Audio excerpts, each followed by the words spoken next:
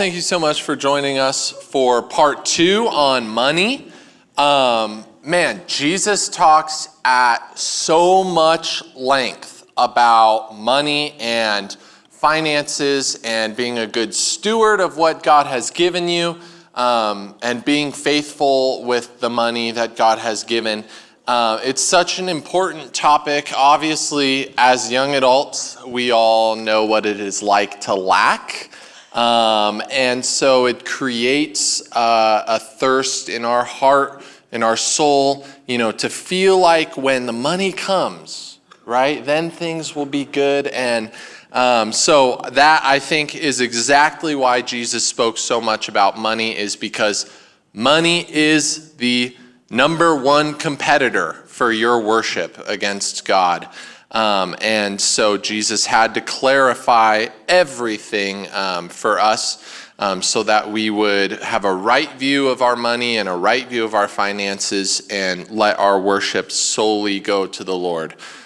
So I want to offer you the floor for whatever length of period you want to just go a little into the basics of what Jesus teaches about money, and then, whatever practical tips or tricks for, the modern age you may have.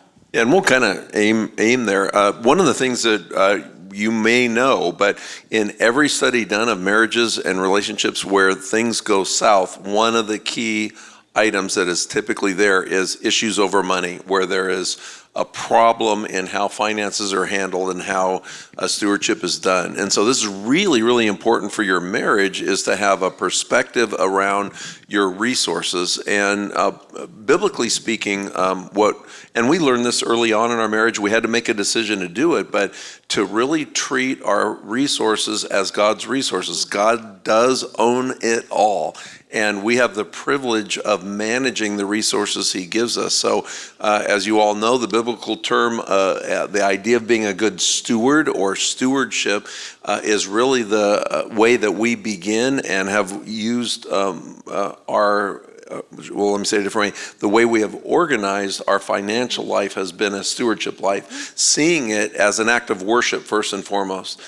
We really take our handling of money and use that as a gauge of, are we worshiping God in this arena of our life, or is this money thing a god to us, which is obviously sinful and wrong? And so early on, we made the decision that part of what we needed to do was be stewards of all the resources and put every decision that's a financial or a resource decision before God, and really ask for God's guidance and direction in that. So we did that pretty much, not in the very early stages. Took probably our first 2 years, and it wasn't that we were unwilling, it's that we were frankly ignorant about some of the biblical teaching on tithing. And once we really understood that, we took the leap of faith and did it, even though it was kind of a big gulp. But yes, ever since we have lived with that principle, and my goodness, I mean, we're tithing, we think that's such a huge deal, but it's all God's anyway, and you still have 90%, it's a lot. But we did decide to do that way early on, and literally made sure that was the first thing out the door every month was our tithe, and then we learned to live around that, not the other way around. And then, get to the other month at the end of the month and then see, whatever's left over we'll give to God. That's a no-go. It was always the first thing to go out. And all I can say is when we really lived with that principle, we don't have time for it tonight, but we could tell you different story after story of times where something happened that you can only explain as God to take care of us, where we didn't always have what we wanted, but we always had what we needed. Yeah. And God has always provided. Yeah, God, I mean, we take Malachi seriously where God says, trust me in this and see if, I don't bring blessing upon you. And so I think one of the biblical principles is just in terms of stewardship, that all of the resources that you have are God's anyway. So even as a single person right now, you might just be, I'm managing my pennies, right, in whatever way I can. They might not know what a penny is. Yeah, they probably. Nobody uses cash anymore. No, it's all plastic. So I manage my plastic card. Yeah, that's right. Back in our day, we actually had money in envelopes, and it's like when the envelope's empty, you don't spend anymore because it is not as easy it is today to run up credit and run up debt and all the rest. So let me go practical for a moment. If God's calling you to be a steward of all of your resources, all of your time, your talent, your treasure, and so on the treasure side, on the financial side, let me ask you, do you know right now, where your money goes each month, the money that you earn and that you spend? Could you actually, if somebody had you sit down, could you pretty well detail it out? And if it's like, nope, I just kind of make sure that there's more than zero in the checking account before I make the next purchase, then that's something that you need to really take seriously to start to own. So one of the things that we teach, if you're going to be a good steward, you need to know what resources God has given you. And that means actually, before you get to building a budget, is actually tracking expenses, right? And so what is going out the door each month, and is that something that's wise or not, and putting that before the Lord. So first question, do you know what's going out the door and what the categories of expenses are? Second question is, do you have a budget that you use even as a single person now? I don't know if there's any married couples in the room, but it is one that you build in, is a budget for doing your future, of planning for your future, of building wealth. There's nothing wrong with growing wealth, and part of caring for your family is managing your resources to hopefully have stuff for your kids, and I don't mean possessions, but that enables them to do what God calls them to do as well. And so you want to manage that well, and budgets are one of the ways that you do that. We talked to couples about what's needed in terms of unity of finances. You want to hit that for a second, just in terms of having the one plan? Well, just simply that sometimes it's a popular thing for people to say, what's mine is mine, what's yours is yours, and we're going to keep this separate. Even when we get married, you have your account, I'll have my account, and we would say, no, when you get married, you're building one life. You should have one plan, one set of finances. Frankly, if you're keeping them separate, we tell people, and I think this is true, you're practicing for divorce. Yeah. And I'd say, why do you want to keep it separate? Do you not trust the person with the money? And that's a major issue and a big red flag if you don't. Yeah. But when you're joining your life as a married couple, you're joining everything, including your finances. Yeah. And so you put it all, and then I think just one fourth thing, and then we can get into details. But the fourth thing is, as we grow, one of the things we learned was that our being good stewards created many teachable moments for our kids, so that they learn from very early ages what it means to rightly handle what is God's gift to you and how to best use it both for purposes of blessing other people and giving to the kingdom, and managing it wisely as well. Kids are hilarious. Our sons handled money early on quite differently than our daughter. She would save. She had goals. She had plans. She would, work towards something. Theirs, it burned a hole in their pocket till they spent it real quickly. But over time, as we demonstrated our faithfulness to tithing, our faithfulness to seeing our stewardship life as part of our worship life, I think the kids picked that up, and it changed the way they do their stuff as well too. So handling money well that way can make a big difference for your kids as they're growing. Well, it was kind of a joke. I mean, it was a joke in a way, because we would literally at that time, everybody used pretty much cash. And Mike wasn't kidding. When we were newly married and had kids, we literally had envelopes with cash. And there was like the haircut envelope, the going out envelope, I don't even remember what they were. I mean, the grocery envelope, there was an envelope for everything. And when the money was gone, it was gone. Like, you don't get to spend more that month. So we had to be really careful. And especially when you started working for a church, our budget was very, very, very tight. And so the kids we lovingly called it the Barris way of spending. And we knew the Barris way. So it just meant if we did some splurge and went somewhere to get a bite to eat, but we would tell the kids, you can't get a drink. You can pick an entree because we have a coupon, but no drink because it's the Barris way. And they weren't allowed to fill the water cup up with The water Sprite cup either, was right? okay, but no sodas or something because it was extra. It was just kind of the Barris way, unless it was your birthday. Then you could splurge and have a soda.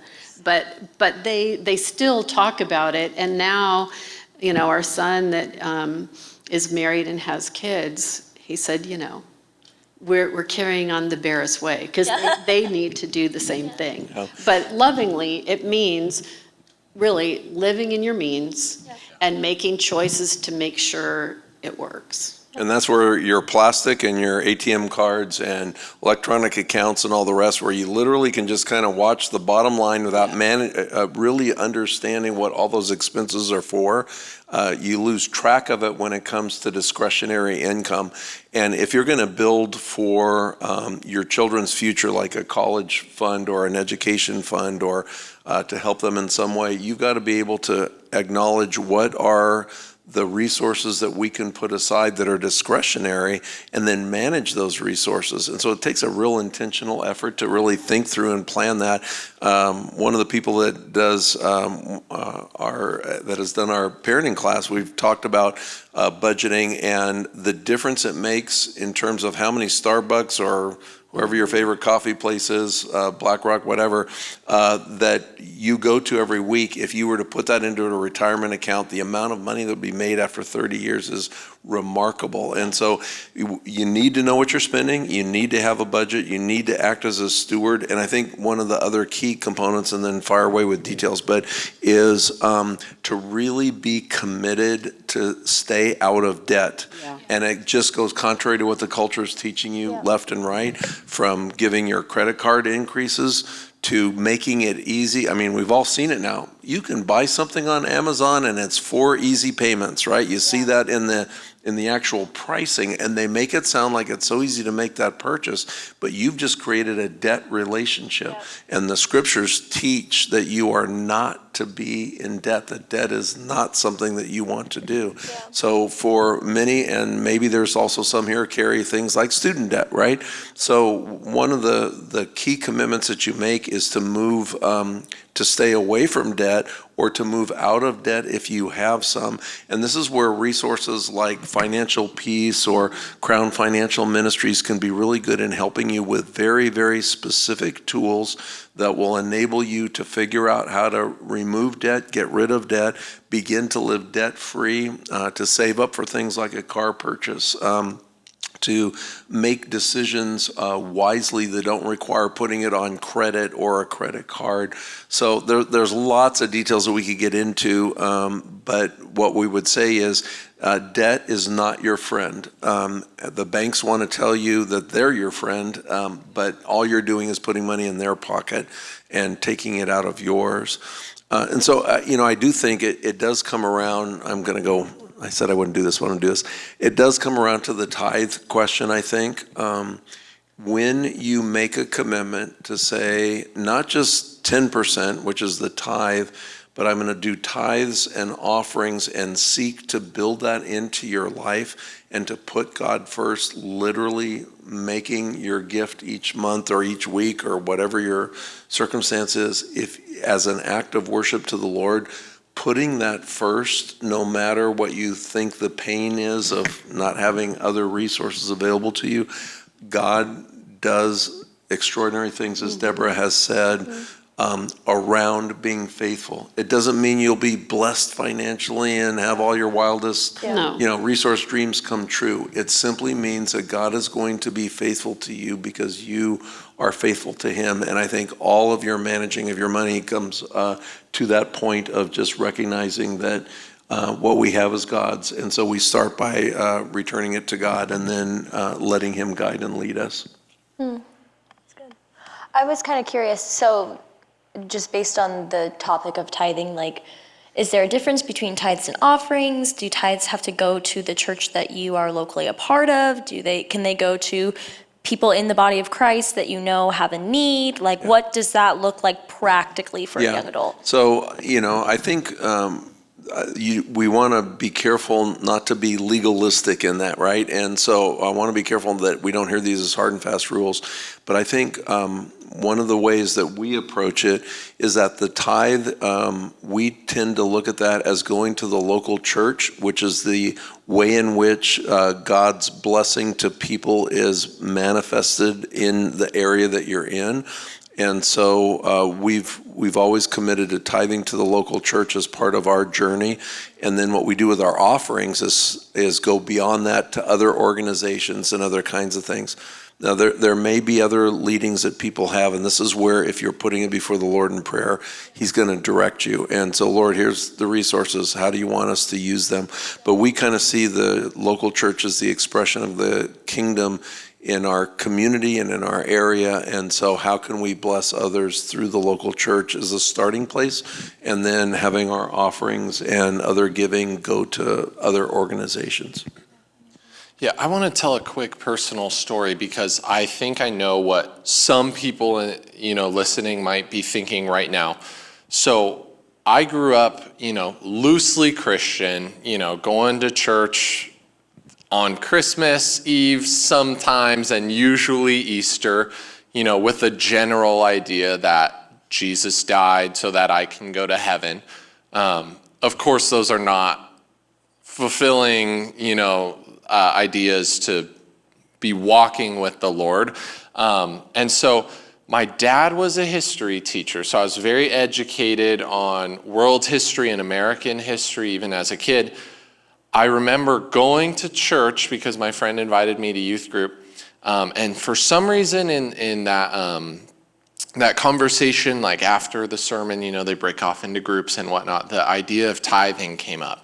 And I love to be contrarian. I love to kind of go against whatever is being said. And so in this conversation, I'm bringing up, the Catholic Church and indulgences, and look how they were abusing the people, who were most vulnerable. So, for personal gain and money intake and whatnot.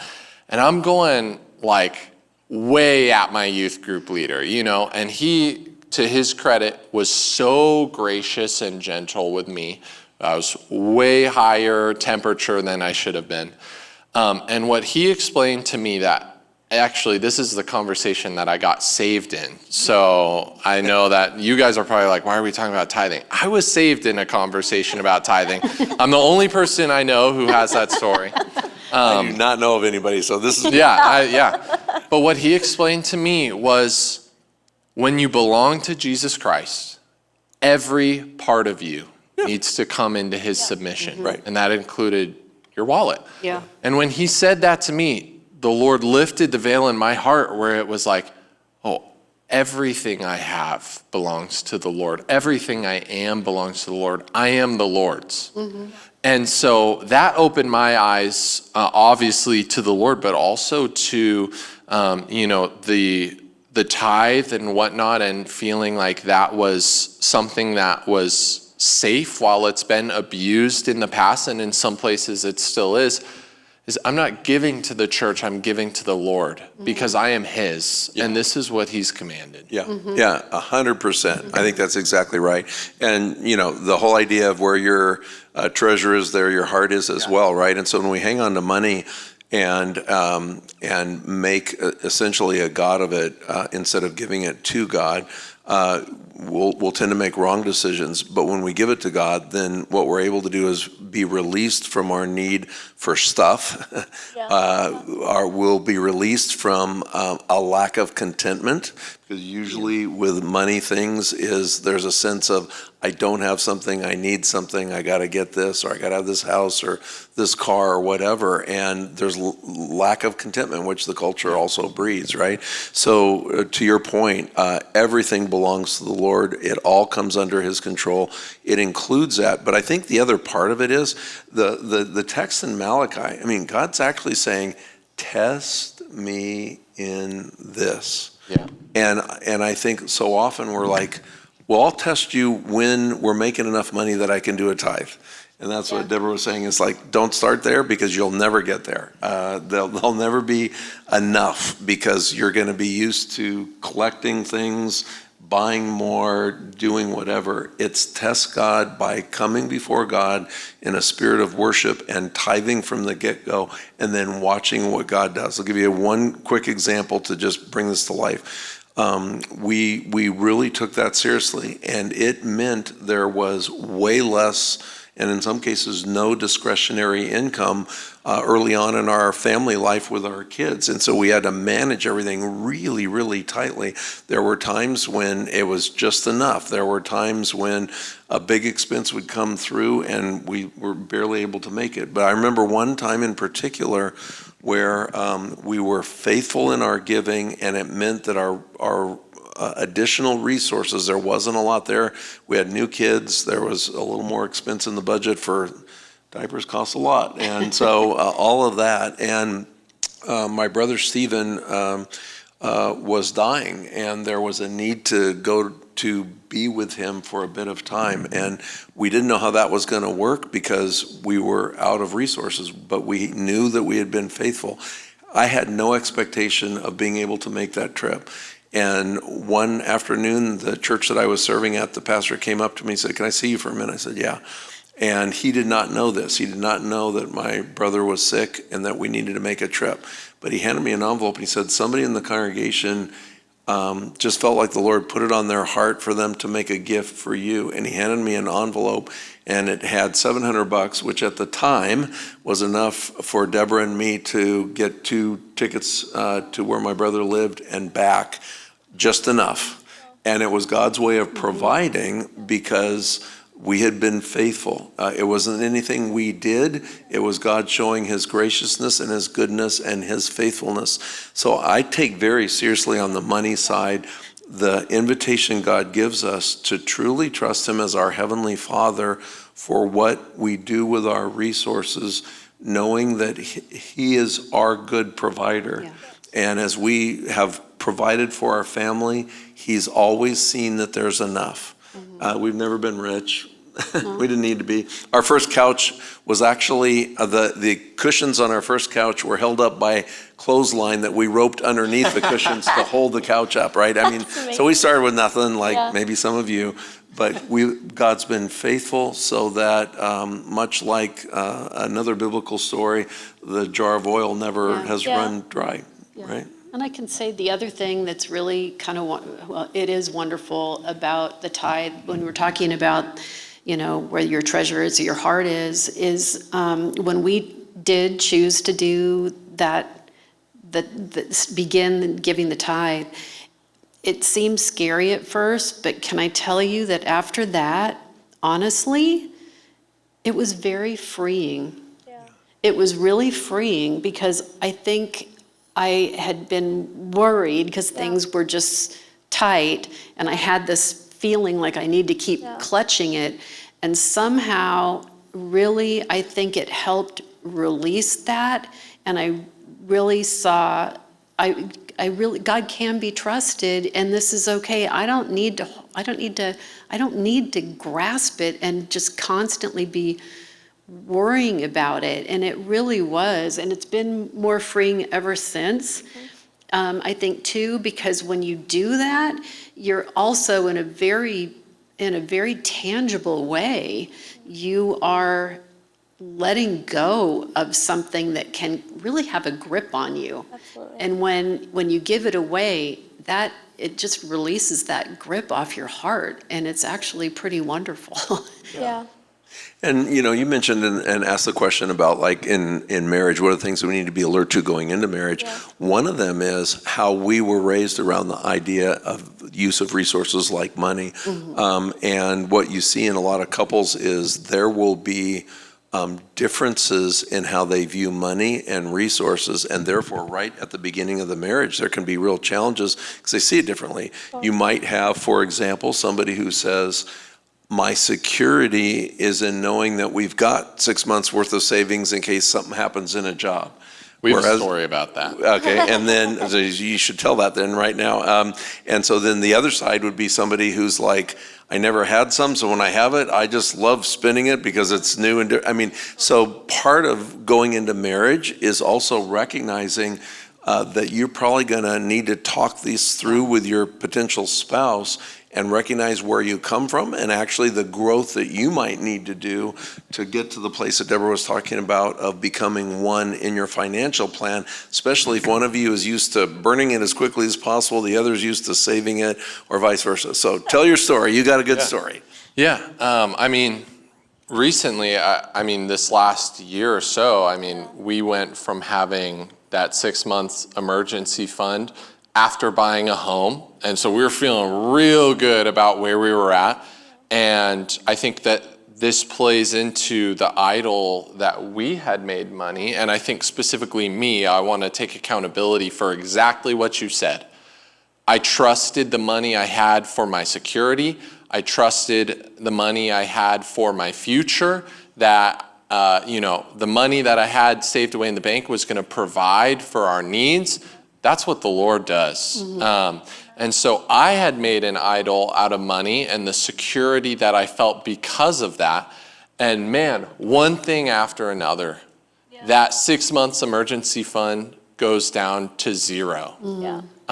And so in a very short amount of time. Yeah, Not rapidly. Not in 6 months. And A we're couple not weeks. like crazy spenders. It's not like I'm sitting out here in a BMW that I'm making $700 a month payments on.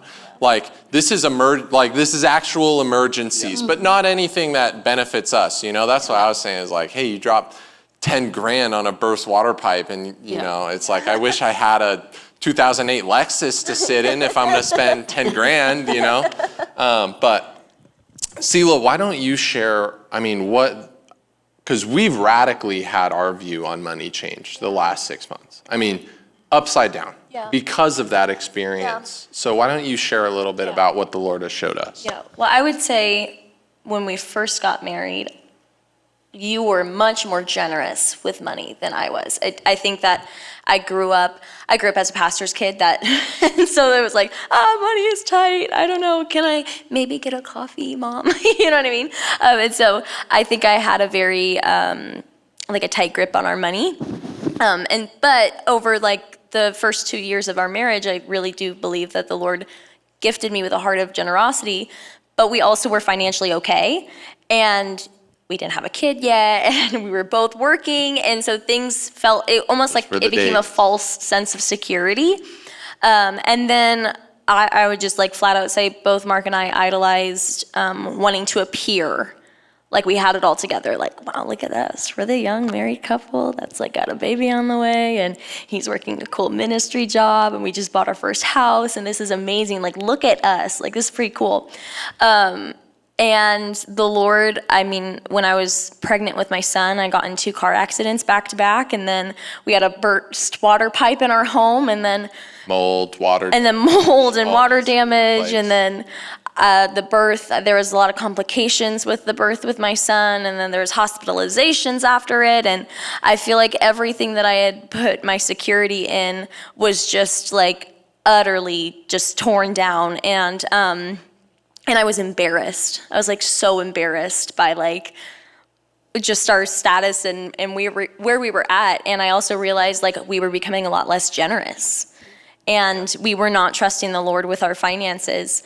And really quick. Yeah. I think that's probably the feeling that I had in that, not leading the way in giving to the church in that time, is probably the same way a lot of them might feel of I don't have enough already. Totally. How in the world am I supposed to Totally. give 10% of what I'm making? Yep. You know, I already don't have enough. Yeah. So Yeah. that was Yeah. part of why, Yeah. you know, our giving went from Yes. being where Yeah. it was supposed to be to where it wasn't. And that, Which is, I think, is so funny when I look back now, because I'm like, I saw how the Lord, in ways that you were talking about, Deb, how he just financially provided for us through people, through the body of Christ. Like, I was at Women's one morning and I got in my car and someone put $200 on my driver's seat. And I'm like, how did this happen? yeah, locked car. Yeah, a locked car. I was like, what? How did this happen? And so we sat down a couple months after Noah was born and I was like, have we been tithing? Like, have we been tithing, just genuinely? And we came to the realization that we hadn't been, and we were like, we need to tithe. Like, not because so that God will give us, like finances and so that we'll, but like we have not been seeing the money that God has given us as And money that God clearly, has given us. Right now, we're not giving, and our financial life is not being blessed by the Lord. Absolutely. It just keeps getting worse and worse and worse. Yeah, So yeah. that was a big thought of like, Yeah. we need to get back into that. Yeah, but I also think that it was a big, like, humbling moment for us, and it still is very humbling. But we experienced very, very tangible ways of God providing for us. We had friends that felt the Lord put on their heart to give us financial help that covered my hospital bills. We had a couple that reached out to us that covered like the remaining debt from other like water pipe damages or taxes. It was an overwhelming amount of generosity that we received from the people of God. And I think I was just reminded, like, this is not our money. It never was in the first place. And I don't know, it was just a very humbling experience. And I think the Lord was forced to humble us because we Absolutely. were so prideful and arrogant in our view of money. And really, and I'll just speak for myself, I was serving money. I wanted more money for provision, protection, especially with a baby on the way. Yeah. It felt like the protection we needed. Yeah. And at the same time, though, I wanted our lives to appear a certain way to people. Totally. So I'm chasing after money so I can buy a nicer house or a bigger TV or a cooler car or whatever. And the Lord just had to dismantle that. And how my view has changed since is I will not serve money because money is not my source of provision. The Lord is. And so I'm going to serve the Lord, and He is going to provide the money that we need as long as we're stewarding it well to fund what He has planned for us. And so it's not about structuring our lives so that we can chase after the next nicer thing. Now it's about, okay, what has the Lord called us to, and how do we get our money in line to serve that vision? And I think that's going to be a challenge because we both feel convicted that she's going to be a stay-at-home mom and not working. I'm convicted, and I hope she's joined with me, that I belong in ministry. There's not a whole lot of, financial upside to working a ministry job. And so we have to, like you said, avoid the debt, avoid the unnecessary spending, avoid the desire to appear a certain way or live in the luxury that maybe our parents did, or, eat out at restaurants. Like, we have to make those sacrifices. We have to drive the crappy cars. Yeah. We have to live in the tiny apartment so that we can fund the lifestyle we believe God has called us to with the provision that He's granted. And it's actually a fun journey. Like Yeah. our financial journey in our early married life, I was an administrator at the University of California, Irvine, and making a good salary. And then we decided, like you did, that Deborah was going to be a stay-at-home mom. She was making a good salary, so our income went down. Then God called me to start training for ministry, and so started going to seminary.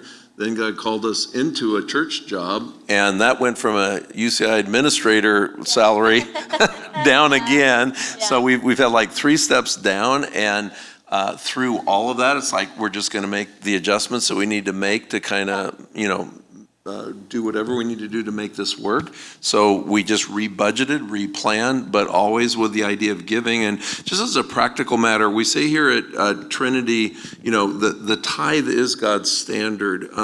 But for some of you, and it was our case, we had, because we didn't understand all the financial principles, we had debt and we had we had your student debt. and some credit card debt actually as well too.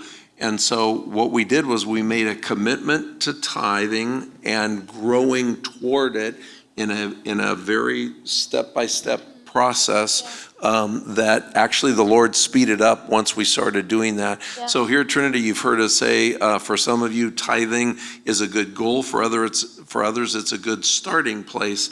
And if you really are in that place where you're being hyper responsible, the Lord's going to lead you. The key question is, Lord, here's the whole budget. We know where all of our money's coming from and going to. We put it all before you. What do you want us to give in this as we're moving towards a tithe? And we kept increasing it and very quickly got to a tithe and moved on. There are others who are able to make the switch immediately, and I've known some that have just said, we're doing it no matter what, and they handled their debt a different way. So don't want to be legalistic, but the commitment to grow to it and then to do it and then to stay with it. So we had stair steps down, and then the other thing that came into play was even circumstances around God's provision were there. So our first house was a condo. And we bought it. This sounds crazy here, but it was $114,000, which is nothing these days, right? And that was a lot for us. And it was at a time when there was, high interest rates and whatnot. But that was when I was working as an administrator. By the time we had gotten to the place where I was ready for my first call into ministry, we knew that we needed to be free of this condo in order to go do ministry, whatever our ministry was going to be. The housing market in California had collapsed, and there was no way we could sell our condo at a profit. It was going to be at a loss, not just you don't get any money out of the deal, it was like you have to put money in to complete the sale. You're underwater.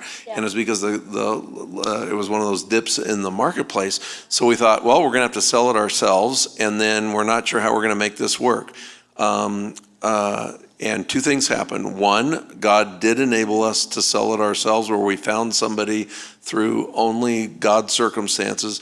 The second thing was, I told you about caring for my brother. After my brother died, I was his executor of his estate, and there was a small amount of money that he gave to each of his siblings. So we got a very small amount of money. It was exactly the amount of money that was needed to buy our house out and get out so that we would be free to go and serve the Lord wherever he had. So we ended up selling our condo and having zero in the bank, as it were, from our first real estate investment. That was not so great. But God provided what we needed to do that so that we were then free to, in the next year, listen for God's call and go where God was going to lead us. And we started that journey without a home or anything, and God still provided in miraculous ways. So the point of that whole story is you will have circumstances perhaps in your life where it's going well, like you guys were talking about, and then something happens.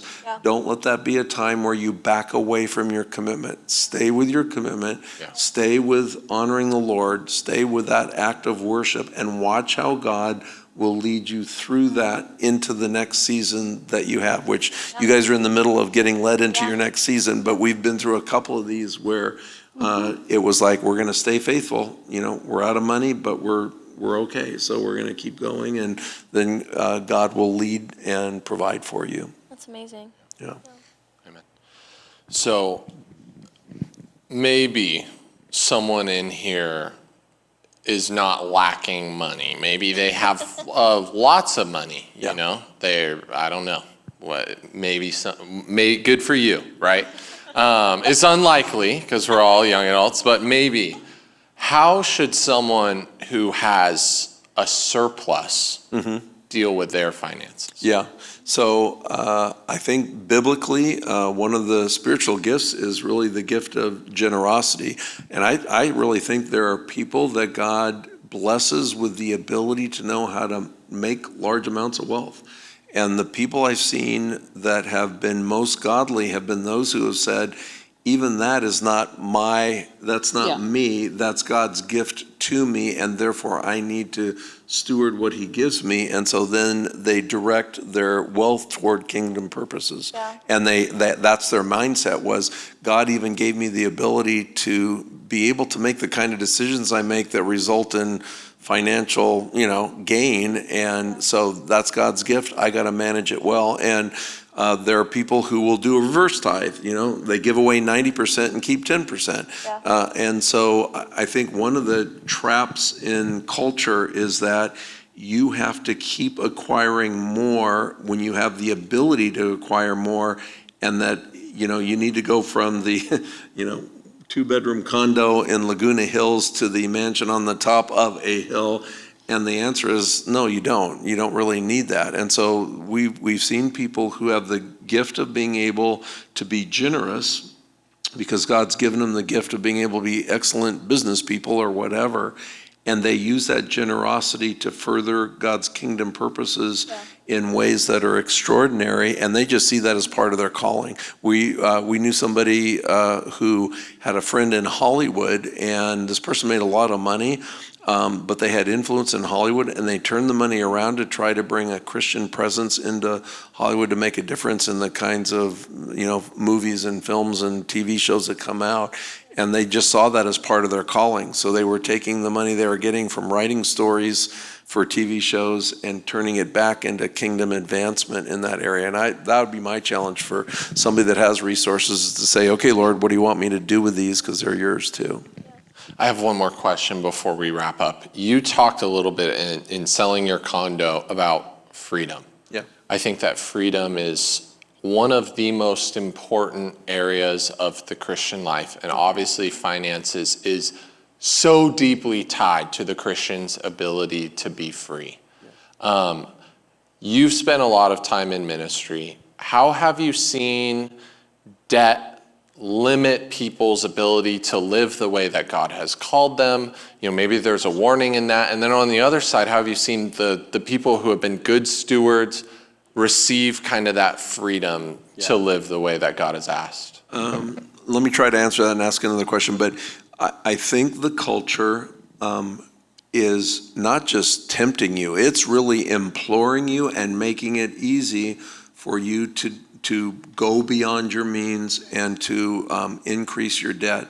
And the problem is that's so easy, and there are ways that it's done so that you don't feel the pain until the pain is really extraordinary, right? So we've seen people that are in that place. The opposite of that, though, is, and this is where something like financial peace can be really helpful, is people who actually say, I'm going to start tackling my debt by using smart principles for reducing my expenses, for renegotiating interest rates on loans, et cetera, and starting to chip away at that and reducing it debt by debt by debt. They've actually been on a journey of greater and greater imprisonment, and then they start this journey of greater and greater freedom that takes time as well.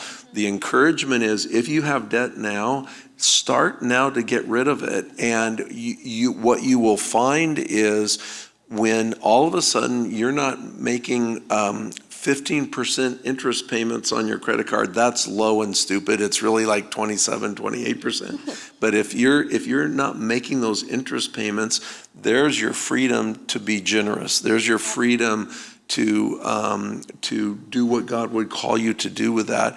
And so you'll feel it and experience it as you work your way out of those places that are truly a financial prison. And it's true that on occasion somebody comes up against something that's just beyond even good stewardship and management. You could have a life-altering, life-threatening health problem that insurance doesn't cover fully, and you're there. You got to trust God for that as well, and that's the journey. But I think the freedom piece, this may not answer your question fully. I just think the way we see that is, as I work hard to reduce debt, there is a sense in which I'm getting out of jail, as it were, and becoming freer. But the more important thing Deborah raised is my relationship with God in this, as I see God working in my life, grows deeper. My trust in God grows deeper. You see God's hand at work as a good father providing for you. And that's the most important gift and the greatest freedom you have, because then it's like when God calls you to do something, hey, take some of your money and do this crazy thing that you would have never thought of on your own, but God's telling you to do it. It's like, I'm going to do that because I trust my Heavenly Father who has been so faithful to me, and I've learned over time that I can do that well. And then God will actually, I think, create opportunities for you to go way beyond your comfort zone in doing something, because that's part of His plan, and He can see what He wants you to do with it and His purposes for it. I don't know if that totally answers your question, but No, I mean, it was kind of a weird question. Yeah. Weirdly worded anyways. But yeah, no, thank you guys so much. Yeah. Thank you so much for your time talking both on marriage and on money. I know that these are probably the two topics that occupy the mind of a young adult more than anything else, speaking from my personal experience. And so thank you for sharing your wisdom. Thank you. I don't know if I can speak on behalf of the Lord, but thank you on behalf of the Lord for your faithfulness to His church and to Him and to the people you've ministered to. You guys have made an incredible impact on so many people. We're blessed that you guys stumbled into Trinity Church and secretly started cleaning toilets before anyone discovered, your experience in ministry. But We you were guys, good at it, though. but you guys Thanks. truly embody godliness and meekness and Yeah. humility in a way that's very observable and special. thanks. So, We truly, and you all are part of it too. Isn't it awesome to be here at Trinity and be under the teaching that we're under with the people that we get to relate to in community and fellowship, to be in this place, in this room, and you're part of it for worship and for doing life together. It's really a gift. So we just keep going, wow, what a gift that God has given us to be part of the Trinity family. So thanks all of you. And just as a quick wrap up, in marriage and in finances, in both those places, like everything else, put Jesus first, make Him the source of your leadership and guidance. Pray as you work towards marriage and as you work towards your finances. We're trying to encourage you to be very thoughtful and intentional and deliberate in all the steps you're going to take in heading towards marriage, and in also how you're doing your finances, which work on that right now, don't wait. And as you do that, you will see how God will be faithful to you in the process and guide and lead you in that. So we're, again, glad to answer questions either now or later. You can catch us at any time. We'll try to help. So thanks for having us. yeah, thank you so much. Sela, would you close our time in prayer? Lord, thank you so much for tonight. Thank you for just this conversation. Thank you for giving us wisdom through your word and how to lead a godly life. Father, I just pray over these young adults. Lord, I just pray that first and foremost, they would be just in true relationship with you. Father, I just pray that you would heal what needs to be healed. I pray that you would put to death the sin that needs to be put to death. And Lord, I just pray that they would walk in wisdom and in ever-growing maturity towards just full glory. Lord, I just pray that you would give them insight into their finances. I pray that you would give them insight into their relationships. Lord, I pray that for those who are in relationships right now, Lord, I just pray that they would do the hard work of really just asking you what you would have for them. I pray that they would have attributes that reflect you, and I just pray that their relationships would honor you first and foremost. Lord, I pray for those that are engaged in this room. I just pray for protection over their relationships as they get closer and closer to their wedding days. And Lord, I just pray that you would give them blessing upon blessing in their marriages. I pray that they would be quick to repent, quick to forgive, and constantly in friendship. Lord, I just pray that you would help those who might be in debt to be set free from that. I pray that they would be diligent in paying those debts off. And Lord, I just pray that you would give all of us generous hearts. Lord, I just pray that you would put on each of our hearts, if there's somebody that has a need, Lord, I just pray that you would give us the heart of generosity to help them out. And in doing so, just be the body of Christ. Father, I just thank you that you have been so generous with us. Lord, I thank you that you gave us the gift of salvation. And Father, I pray that we would live our lives in accordance to that reality. And it's in your Son's name I pray. Amen. Amen.